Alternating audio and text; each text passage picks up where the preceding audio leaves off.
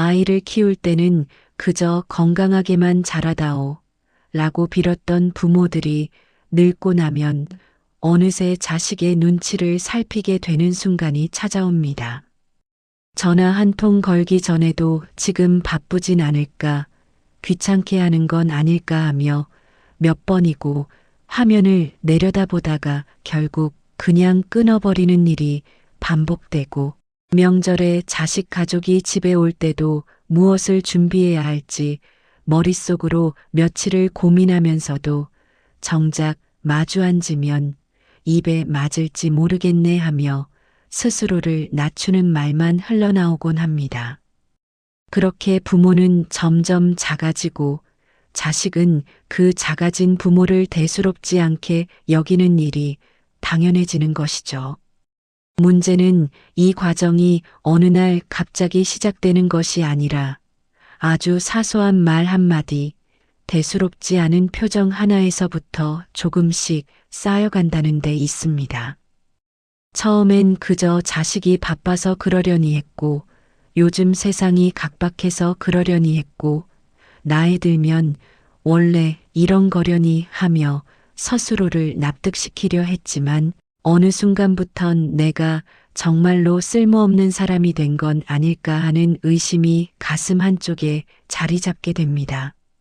많은 부모들이 자식에게 섭섭한 말을 들었을 때 참으려고만 하거나 반대로 억눌렀던 감정이 한꺼번에 터져 나와 과거의 희생과 헌신을 들먹이며 울분을 쏟아내는 두 가지 극단 사이에서 흔들리곤 하는데, 사실 그 어느 쪽도 상황을 나아지게 만들어주지는 못합니다. 참으면 자식은 그게 괜찮은 줄 알고 계속 그렇게 대하고, 폭발하면 자식은 또 시작이네 하며 귀를 막아버리니까요. 그래서 어떤 부모들은 아예 기대를 접어버리기도 합니다. 뭘 바라겠어. 그냥 건강하게만 살아있으면 되지 하며 스스로를 다독이지만 그 말 뒤에 숨은 진짜 마음은 사실 이렇습니다. 나도 한 사람으로 존중받고 싶다. 거창한 효도나 물질적 보답을 바라는 게 아니라 그저 내가 준비한 음식 앞에서 한마디 투정을 늘어놓지 않았으면, 내가 하는 말을 귀찮은 잔소리가 아니라 한 사람의 의견으로 들어줬으면, 나를 엄마나 아빠라는 역할이 아니라 이름을 가진 한 사람으로 봐줬으면 하는 것뿐인데, 그게 왜 이렇게 어려운 일이 되어버린 걸까요? 그런데 놀랍게도 어떤 부모들은 자식에게 길게 설명하지도, 과거를 들먹이지도, 감정을 폭발시키지도 않으면서 딱 한 문장만으로 자식의 태도를 완전히 바꿔놓는 방법을 알고 있었습니다. 그들은 화를 내지 않았고 서운함을 길게 늘어놓지도 않았으며 심지어 목소리조차 높이지 않았는데도 자식들이 스스로 자신의 잘못을 깨닫고 먼저 사과하며 관계를 회복해 나가는 기적 같은 변화를 경험했습니다. 도대체 그 한 문장에는 어떤 힘이 담겨 있었던 걸까요? 그리고 그 문장을 어떻게 말해야 자식이 방어하거나 반발하지 않고 진심으로 귀를 기울이게 되는 걸까요? 이 이야기는 바로 그 한 문장을 발견한 한 부모의 긴 여정에 관한 것입니다. 73세 민지영 씨는 혼자 사는 아파트에서 매주 토요일만을 손꼽아 기다리며 살았습니다. 그날은 아들 준호와 며느리 그리고 중학생 손녀 서진이가 찾아오는 날이었고, 민지영 씨는 그 하루를 위해 일주일 내내 집안을 정돈하고 반찬을 준비하며 시간을 보냈습니다. 냉장고에는 아들이 좋아한다던 갈비찜 재료가, 찬장에는 손녀가 좋아할 만한 과자가, 거실 탁자 위에는 며느리가 관심 있어 할 만한 건강 잡지가 가지런히 놓여 있었고, 민지영 씨는 그 모든 것이 자연스럽게 보이길 바라며 아무렇지도 않은 척 그들을 맞이하곤 했습니다.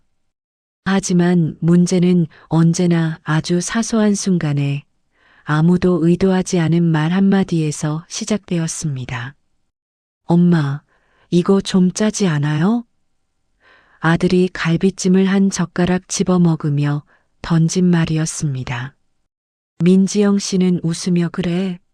그럼 밥이랑 같이 먹으면 괜찮을 거야 하고 넘겼지만 속으로는 며칠 전부터 간을 맞추느라 3번이나 맛을 보고 레시피를 조정했던 시간들이 허무하게 무너지는 기분이었습니다.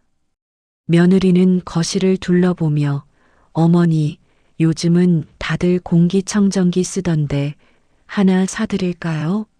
집이 좀 답답한 것 같아서요. 하고 말했고 민지영 씨는 그게 칭찬인지 지적인지 구분할 수 없었지만 그냥 그래도 돼. 괜찮은데 하며 애써 밝게 웃었습니다. 그런데 손녀 서진이는 소파에 앉자마자 할머니 와이파이 왜 이렇게 느려요? 동영상이 안 돌아가요라며 짜증 섞인 목소리를 냈고 민지영 씨는 미안해. 할머니가 잘 몰라서 그래. 나중에 아빠한테 물어봐야겠다 하며 스스로를 탓하는 말을 꺼내고 말았습니다. 이 모든 말들은 사실 그 자체로는 큰 잘못이 아니었습니다. 짠 건 사실일 수도 있고 공기청정기는 좋은 의도로 한 제안일 수도 있으며 와이파이가 느린 건 기술적 문제일 뿐이니까요. 하지만 민지영 씨가 느낀 건 그 말의 내용이 아니라 그 말을 하는 태도와 표정 속에 담긴 무심함이었습니다. 아무도 엄마가 이렇게 준비해 주셔서 감사해요라고 먼저 말하지 않았고 아무도 할머니 집에 오니까 좋아요라고 표현하지 않았으며 모든 대화는 무언가를 지적하거나 개선해야 할 문제를 찾아내는 방식으로만 흘러갔습니다. 민지영 씨가 가장 상처받은 건 사실 그날 저녁 무렵에 벌어진 일이었습니다. 아들 부부가 거실에서 나눈 대화를 민지영 씨는 부엌에서 설거지를 하며 우연히 듣게 되었는데 며느리가 다음 주말엔 우리 집에서 모이는 게 어때요? 애도 편하고 공간도 넓잖아요 라고 말하자 아들이 그것도 좋겠네. 엄마한테 말씀드려 바라고 대답하는 소리가 들려왔습니다. 민지영 씨는 그 순간 설거지하던 손을 멈추고 가만히 서 있었는데 머릿속으로는 그럼 우리 집은 불편하다는 뜻인가? 애가 편하지 않다는 건 나한테 오는 게 불편하다는 거잖아 하는 생각이 빠르게 지나갔습니다. 하지만 민지영 씨는 아무 말도 하지 않았습니다. 부엌에서 나와 그래, 좋지. 거기가 더 넓으니까 편하겠다 하고 오히려 먼저 동의해 주었고 그렇게 또 한 번 스스로를 작게 만들었습니다. 그날 밤 아들 가족이 돌아가고 난 뒤 민지영 씨는 설거지를 마치고 거실 소파에 앉아 텅 빈 집을 바라보았습니다. 아무도 먹지 않은 갈비찜이 냉장고에 그대로 남아 있었고 손녀를 위해 사두었던 과자는 뜯지도 않은 채 찬장 구석에 놓여 있었으며 며느리가 넘겨보지도 않은 건강 잡지는 탁자 위에서 그대로 먼지를 뒤집어 쓰고 있었습니다. 민지영 씨는 그제야 깨달았습니다. 내가 아무리 준비하고 기다려도 그들에게 이 집은 그저 들러야 하는 곳 정도일 뿐이라는 것을, 그리고 나는 엄마가 아니라 관리해야 할 대상 정도로 여겨지고 있다는 것을 말이죠. 그날 밤 민지영 씨는 잠을 이루지 못했습니다. 침대에 누워 천장을 바라보며 자꾸만 떠오르는 질문이 있었는데 그건 내가 뭘 잘못한 걸까가 아니라 나는 언제부터 이렇게 눈치를 보게 된 걸까였습니다. 생각해보니 몇 년 전만 해도 아들이 뭔가 잘못 말하면 그건 아니지, 엄마 기분 나쁘다 하고 당당하게 말할 수 있었던 것 같은데 언제부턴가 그런 말이 입 밖으로 나오지 않게 되었고 대신 괜찮아, 그럴 수도 있지 하며 스스로를 납득시키는 쪽으로 마음을 돌리게 되었습니다. 처음엔 그게 어른스러운 태도라고 생각했습니다. 자식이 바쁜데 괜히 감정 싸움을 벌여서 뭐 하겠어. 그냥 넘어가는 게 현명한 거지 하고 스스로를 다독였지만 그렇게 넘어간 순간들이 쌓이고 쌓이면서 어느새 민지영 씨의 목소리는 점점 작아졌고 자존감은 조금씩 무너져 내렸습니다. 자식 앞에서 내 의견을 말하는 게 아니라 자식의 의견에 맞춰주는 것이 당연해졌고 내가 원하는 걸 표현하는 게 아니라 자식이 원할 만한 걸 미리 준비하는 것이 부모의 역할이라고 착각하게 된 것이죠. 민지영 씨는 며칠 뒤 동네 경로당에 나갔지만 평소처럼 친구들과 화투를 치거나 수다를 떨 기분이 아니었습니다. 구석 의자에 앉아 멍하니 창밖을 바라보고 있는데 옆자리에 앉은 친구 하나가 요즘 기운이 없어 보이네. 무슨 일 있어? 하고 물었지만 민지영 씨는 아니야. 그냥 좀 피곤해서 하고 얼버무렸습니다. 사실은 말하고 싶었습니다. 자식한테 무시당하는 것 같아서 속상하다고, 내가 준비한 걸 당연하게 여기고 고마워하지도 않는다고, 나도 한 사람으로 존중받고 싶은데 그게 왜 이렇게 어려운 일이 된 건지 모르겠다고 말이죠. 하지만 그 말을 꺼내는 순간 친구들이 그래도 자식이 찾아오기만 해도 감사한 거지. 요즘 애들은 다 그래.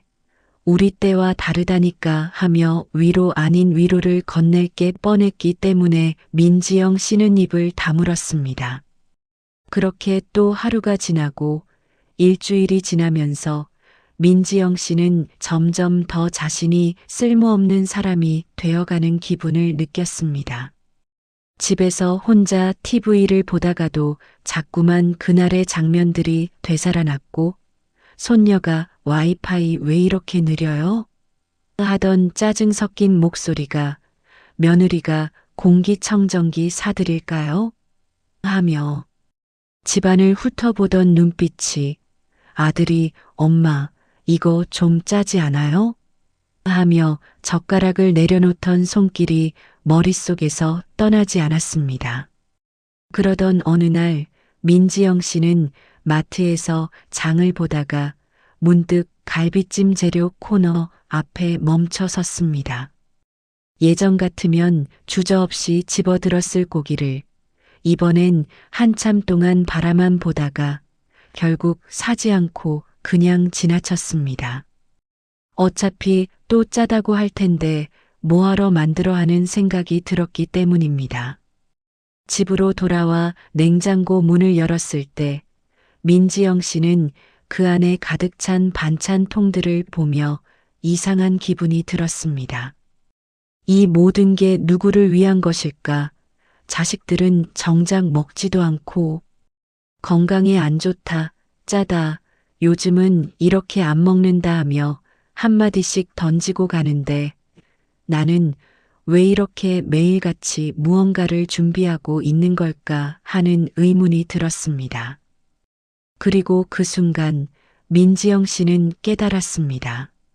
자신이 두려워하는 건 자식이 찾아오지 않는 게 아니라 자식이 찾아왔을 때 내가 아무것도 해줄 게 없어서 필요 없는 사람이 되는 것이라는 걸 말이죠. 그래서 계속 무언가를 준비하고 미리 걱정하고 눈치를 보며 살아왔던 것입니다. 하지만 그렇게 살면 살수록 자식들은 점점 더 민지영 씨를 당연하게 여겼고 민지영 씨는 점점 더 자신을 잃어갔습니다. 민지영 씨가 경로당에서 멍하니 앉아있던 어느 날 옆자리에 평소 잘 알지 못하던 김옥순 씨가 다가와 조용히 앉았습니다. 김옥순 씨는 경로당에서도 말이 많지 않고 혼자 책을 읽거나 산책을 다녀오는 편이었는데 그날따라 민지영 씨를 유심히 바라보더니 요즘 많이 힘드시죠? 하고 먼저 말을 건넸습니다. 민지영 씨는 깜짝 놀라 아니에요. 괜찮아요 하고 부인했지만 김옥순 씨는 그냥 웃으며 괜찮은 사람 얼굴이 아닌데요 하고 말했고 그 한마디에 민지영 씨는 그만 눈물이 핀 돌아버렸습니다. 결국 민지영 씨는 그동안 자식들에게 무시당했던 일들을 아무리 준비해도 고마워하지 않는 것들을 그리고 점점 작아지는 자신의 모습을 김옥순 씨에게 털어놓았고 김옥순 씨는 끝까지 가만히 듣기만 했습니다. 이야기를 다 듣고 난 뒤 김옥순 씨는 한참 동안 아무 말도 하지 않다가 천천히 입을 열었습니다. 저도 똑같았어요. 몇 년 전까지만 해도요. 김옥순 씨는 자신도 딸에게 똑같은 방식으로 무시를 당했다고 했습니다. 딸은 집에 올 때마다 엄마 이건 왜 이래요? 요즘은 이렇게 안 해요. 엄마 집은 왜 이렇게 답답해요? 하며 모든 것을 지적했고 김옥순 씨는 그때마다 미안해. 엄마가 몰라서 그래. 그래. 내 말이 맞아 하며 자신을 낮추는 말만 반복했다고 합니다. 그러다 어느 날 딸이 엄마 이제 혼자 사는 것도 힘들 것 같은데 요양원 알아볼까요? 하고 말했을 때 김옥순 씨는 그 말이 칼처럼 가슴을 찔렀다고 했습니다. 딸은 걱정하는 투로 말했지만 김옥순 씨가 들은 건 엄마는 이제 쓸모가 없으니 치워야겠다는 뜻으로 들렸고 그날 밤 김옥순 씨는 처음으로 자신의 삶을 돌아보게 되었다고 합니다. 그때 깨달았어요. 문제는 자식이 아니라 내가 자식을 대하는 방식이었다는 거요. 김옥순 씨의 말에 민지영 씨는 고개를 들었습니다. 무슨 뜻이에요? 김옥순 씨는 천천히 설명하기 시작했습니다. 우리가 자식한테 무시당하는 건 자식이 나쁜 놈이어서가 아니라 우리가 계속 무시당해도 괜찮다는 신호를 보냈기 때문이에요. 우리가 참으면 참을수록 자식들은 아, 이 정도는 괜찮구나 하고 배우는 거예요. 김옥순 씨는 자신이 딸에게 대응하는 방식을 완전히 바꿨다고 했습니다. 처음엔 화를 내거나 과거 이야기를 꺼내며 내가 너 키우느라 얼마나 고생했는데 하고 따졌지만 그럴수록 딸은 귀를 막고 또 시작이네 하며 더 멀어졌다고 합니다. 그래서 김옥순 씨는 완전히 다른 방법을 시도했습니다. 딸이 무례한 말을 할 때 길게 설명하지도 않고 화를 내지도 않고 과거를 들먹이지도 않고 그저 딱 한 문장만 차분하게 말하고는 침묵했다고 합니다. 예를 들어 딸이 엄마 집은 왜 이렇게 답답해요? 하고 말하면 전 그냥 엄마 집을 그런 식으로 말하면 안 되는 거란다 하고 딱 한마디만 하고 더 이상 아무 말도 안 했어요. 설명하지 않았고 변명도 하지 않았고 그냥 조용히 있었어요. 민지영 씨는 이해가 되지 않았습니다. 그럼 딸이 뭐라고 했어요? 화내지 않았어요? 김옥순 씨는 고개를 저었습니다.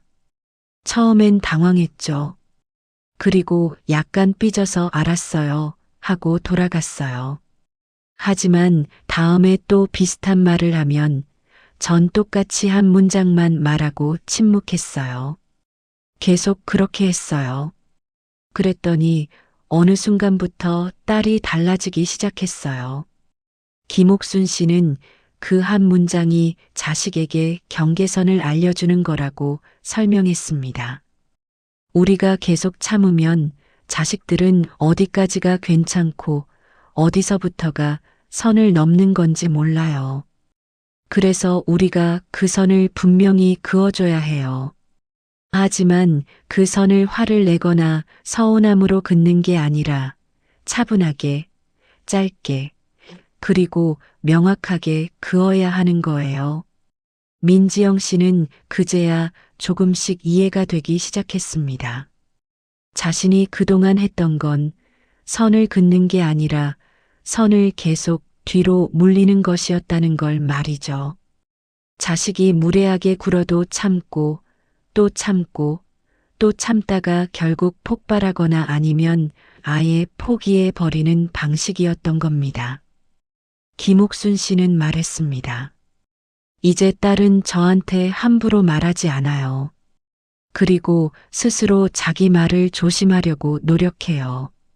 왜냐하면 제가 화를 내서가 아니라 제가 선을 그었고 그 선을 흔들리지 않고 지켰기 때문이에요. 민지영 씨는 김옥순 씨에게 구체적으로 어떤 문장을 쓰는지 물었고 김옥순 씨는 작은 수첩을 꺼내 보여주었습니다. 거기엔 몇 가지 문장이 적혀 있었는데 예를 들어 엄마가 만든 음식을 그런 식으로 말하면 안 되는 거란다. 지금 내가 엄마한테 하는 말이 무례하다는 거 알아? 엄마 집을 그런 식으로 평가하는 건 기분 나쁜 일이야 같은 것들이었습니다. 민지영 씨는 수첩을 보며 생각했습니다. 이렇게 간단한 말로 정말 자식이 달라질까? 하지만 김옥순 씨는 단호하게 말했습니다. 중요한 건 이 문장을 어떻게 말하느냐예요. 4가지 원칙을 꼭 지켜야 해요. 첫째, 짧아야 한다. 길게 설명하면 그 순간 잔소리가 되어버리고 자식은 귀를 닫는다고 했습니다. 둘째, 감정을 빼야 한다.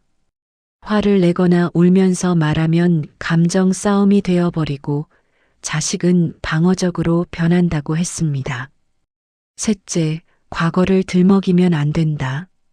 내가 너 키우느라 같은 말은 자식에게 죄책감을 주려는 시도로 들리고 그럴수록 자식은 더 멀어진다고 했습니다. 넷째, 말한 후 침묵해야 한다. 더 이상 설명하지 않고 조용히 있으면 자식이 스스로 생각할 시간을 갖게 된다고 했습니다. 민지영 씨는 그 4가지 원칙을 수첩에 적으며 생각했습니다. 이게 정말 가능할까? 나는 화도 안 내고 차분하게 말할 수 있을까? 김옥순 씨는 민지영 씨의 불안한 표정을 읽었는지 덧붙여 말했습니다. 처음엔 떨릴 거예요. 나도 그랬어요. 심장이 두근거리고 목소리가 떨리고 말을 하고 나면 후회가 밀려왔어요. 내가 너무 차갑게 말한 건 아닐까, 딸이 상처받은 건 아닐까 하고요. 하지만 중요한 건 그 한마디를 한 후에 일상으로 돌아가는 거예요. 냉전을 하거나 토라져 있으면 안 돼요. 평소처럼 대하되 같은 상황이 오면 같은 방식으로 대응하는 거예요. 그게 바로 일관성이에요. 김옥순 씨는 자신이 이 방법을 배운 건 어느 심리학 책에서였다고 했습니다. 그 책은 경계선을 긋는 것이 사랑하는 사람을 밀어내는 게 아니라 오히려 건강한 관계를 만드는 방법이라고 설명하고 있었고 김옥순 씨는 그 개념을 자식과의 관계에 적용해 본 것이었습니다. 경계선을 긋는다는 건 여기까지는 괜찮지만 여기서부터는 안 된다는 선을 분명히 하는 거예요. 그리고 그 선은 화로 그어지는 게 아니라 품격으로 그어지는 거예요. 품격이라는 단어를 듣자 민지영 씨는 가슴이 뜨끔했습니다. 그동안 자신은 품격을 잃은 채 살아왔다는 걸 깨달았기 때문입니다. 자식이 무례하게 굴면 화를 내거나 울면서 과거를 들먹이거나 아니면 아예 참고 넘어가며 스스로를 낮추는 방식으로만 대응했던 것이죠. 김옥순 씨는 말했습니다. 품격이라는 건 내가 어떤 상황에서도 나 자신을 존중하는 태도예요. 자식이 나를 무시해도 나는 나를 무시하지 않는 거예요. 그리고 그 태도가 자식에게도 전달되는 거죠. 자식들은 우리가 우리 자신을 어떻게 대하는지를 보고 배워요. 우리가 우리를 존중하지 않으면 자식들도 우리를 존중하지 않게 돼요. 민지영 씨는 그 말을 듣고 한참 동안 말이 없었습니다. 김옥순 씨는 마지막으로 이렇게 말했습니다. 이 한 문장은 자식을 바꾸려는 게 아니라 나를 지키려는 거예요. 내가 한 사람으로 존중받을 권리가 있다는 걸 나 스스로에게 상기시키는 거죠. 그리고 그게 자식에게도 전달되면 자식은 비로소 우리를 한 사람으로 보기 시작해요. 민지영 씨는 집으로 돌아와 김옥순 씨가 알려준 문장들을 냉장고에 붙여두었습니다. 매일 아침 일어나면 그 문장들을 소리내어 읽으며 연습했고 거울 앞에서 표정을 연습하기도 했습니다. 차분하게 감정을 빼고 짧게 말하는 연습을 반복했지만 막상 실전에서 할 수 있을지는 자신이 없었습니다. 그리고 2주 뒤 아들 가족이 다시 집을 찾아왔습니다. 민지영 씨는 평소처럼 음식을 준비했지만 이번엔 마음가짐이 조금 달랐습니다. 이번엔 꼭 말해야지. 무례한 말이 나오면 참지 말고 한마디 해야지. 하지만 막상 아들 가족이 도착하고 식탁에 둘러앉자 민지영 씨의 심장은 두근거리기 시작했고 손은 미세하게 떨렸습니다. 아들은 반찬을 먹으며 엄마, 이 나물 좀 싱거운 것 같은데요? 하고 말했고 민지영 씨는 입을 열려다가 그만 그래. 소금 좀 더 뿌려 먹어 하고 넘어가고 말았습니다. 첫 번째 기회를 놓친 것이죠. 두 번째 기회는 곧 찾아왔습니다. 며느리가 거실을 둘러보며 어머니, 커튼이 좀 낡았네요. 새로 바꾸시는 게 어때요? 라고 말했을 때였습니다. 민지영 씨는 이번엔 말해야겠다고 생각했지만 입에서 나온 건 그래도 돼? 괜찮은데 하는 예전과 똑같은 대답이었습니다. 민지영 씨는 속으로 자신을 자책했습니다. 왜 나는 또 이러는 거야? 연습을 그렇게 했는데도 말이 안 나오네. 하지만 세 번째 기회가 왔을 때는 조금 달랐습니다. 손녀 서진이가 할머니, 이 집은 왜 이렇게 추워요? 난방비 아끼시는 거예요? 라고 말했을 때 민지영 씨는 순간 가슴이 철렁했습니다. 그 말 속에 담긴 무심함과 무례함이 너무 명확하게 느껴졌고 민지영 씨는 떨리는 목소리로 입을 열었습니다. 서진아, 할머니 집을 그런 식으로 말하면 안 되는 거란다. 그런데 목소리가 떨려서 문장이 제대로 전달되지 않았고 게다가 눈가에 눈물이 맺히기까지 해버렸습니다. 서진이는 당황한 표정으로 할머니, 왜 우세요? 저 그냥 하고 말끝을 흐렸고 민지영 씨는 황급히 아니야, 괜찮아라고 말하며 자리를 피했습니다.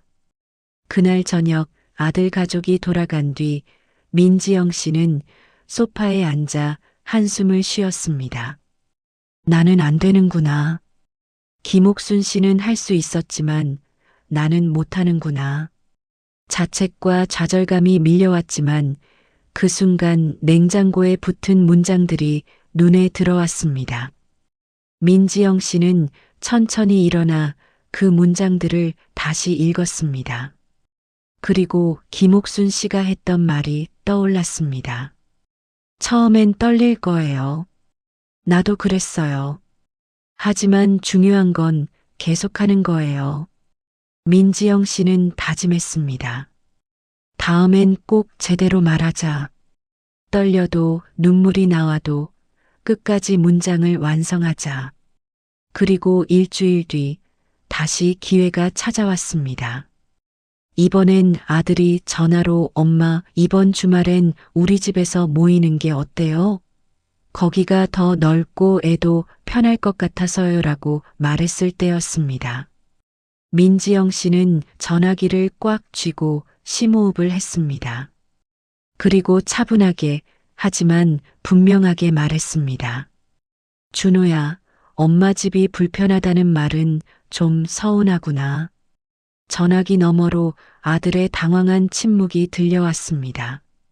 엄마, 그게 아니라 아들이 변명하려 했지만 민지영 씨는 김옥순 씨의 조언을 떠올리며 더 이상 말하지 않았습니다. 그냥 조용히 있었습니다. 아들은 한참 뒤에 알겠어요, 엄마. 죄송해요라고 말했고 민지영 씨는 다음부터는 말 조심하면 된다고 답하며 전화를 끊었습니다. 그날 밤 민지영 씨는 처음으로 마음이 후련했습니다. 떨리긴 했지만 끝까지 문장을 완성했고 침묵을 지켰고 감정을 폭발시키지도 않았습니다. 그리고 그 결과는 다음 날 아침 찾아왔습니다. 며느리에게서 문자가 왔는데 어머니, 어제 준우한테 들었어요. 제가 어머니한테 무례한 말을 많이 했던 것 같아요. 정말 죄송해요. 다음 주말에 어머니 집으로 갈게요. 그리고 어머니가 해주시는 음식 배우고 싶어요라는 내용이었습니다. 민지영 씨는 그 문자를 몇 번이고 다시 읽었습니다. 믿을 수가 없었습니다. 단 한 문장이 이렇게 큰 변화를 가져올 수 있다니 말이죠. 그리고 며칠 뒤 아들에게서도 전화가 왔습니다. 엄마, 저 그동안 엄마한테 너무 못했어요. 엄마가 해주시는 모든 걸 당연하게 생각했어요. 앞으론 조심할게요. 아들의 목소리에는 진심이 담겨 있었고 민지영 씨는 그제야 눈물을 흘렸습니다. 하지만 이번엔 서운함의 눈물이 아니라 안도와 기쁨의 눈물이었습니다. 다음 주말 아들 가족이 다시 집을 찾아왔을 때 분위기는 확연히 달랐습니다. 며느리는 부엌에 들어와 어머니, 이 나물은 어떻게 만드세요? 라고 물어봤고 아들은 엄마, 오늘 음식 정말 맛있어요. 감사합니다라고 먼저 말했습니다. 손녀 서진이는 할머니, 저번에 제가 무례하게 말했죠? 죄송해요라고 고개를 숙였고 민지영 씨는 괜찮아. 이제 알았으면 됐지라고 답하며 손녀의 머리를 쓰다듬었습니다. 식사를 하는 내내 아들 가족은 민지영 씨의 말을 경청했고 무언가를 지적하거나 평가하지 않았습니다.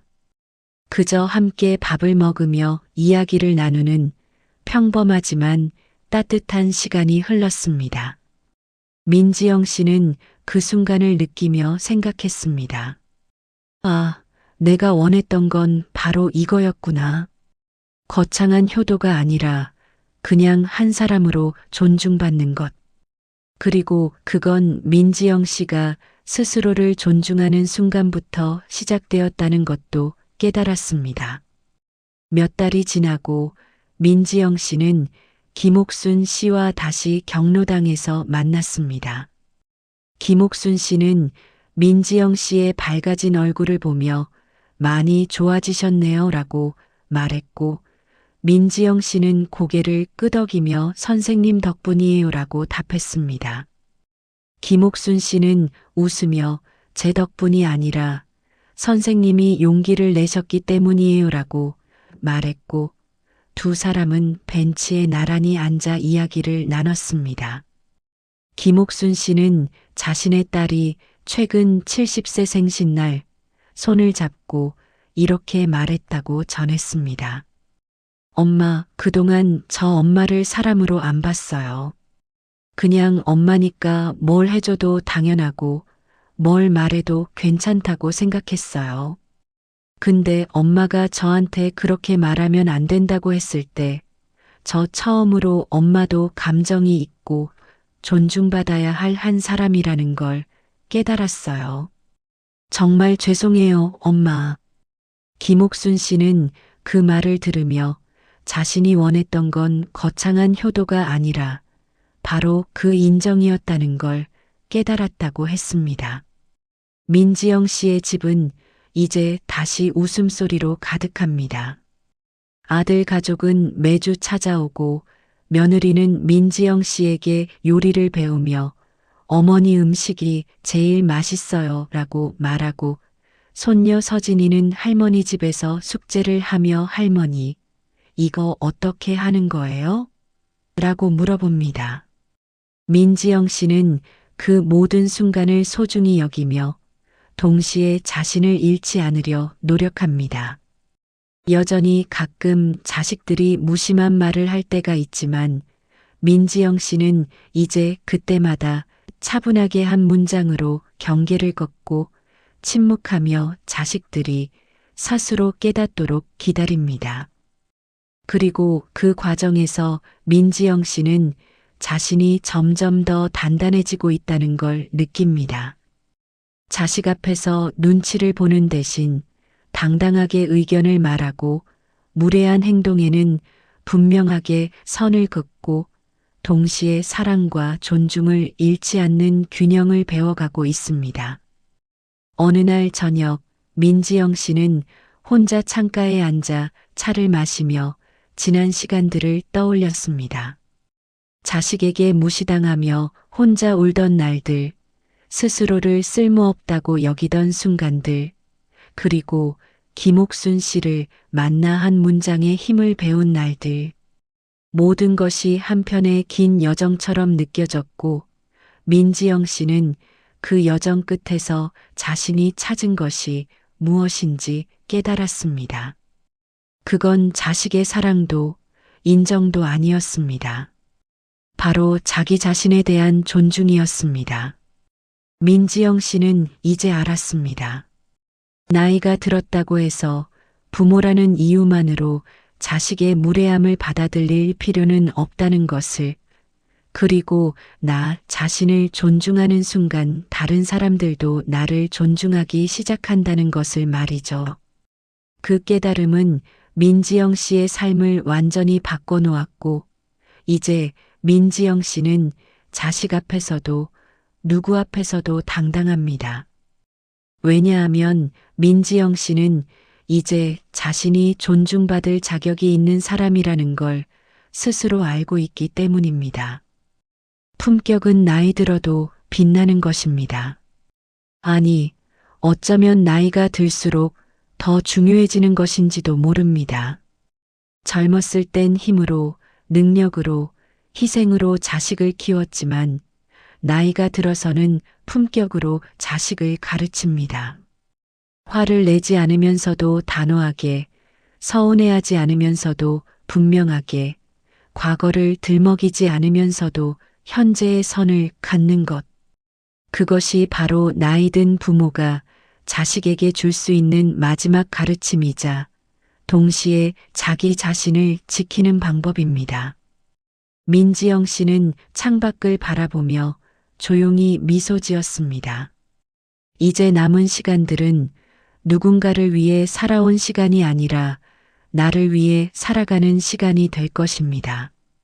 그리고 그 시간 속에서 민지영 씨는 자식들과 진정한 관계를 만들어갈 것입니다.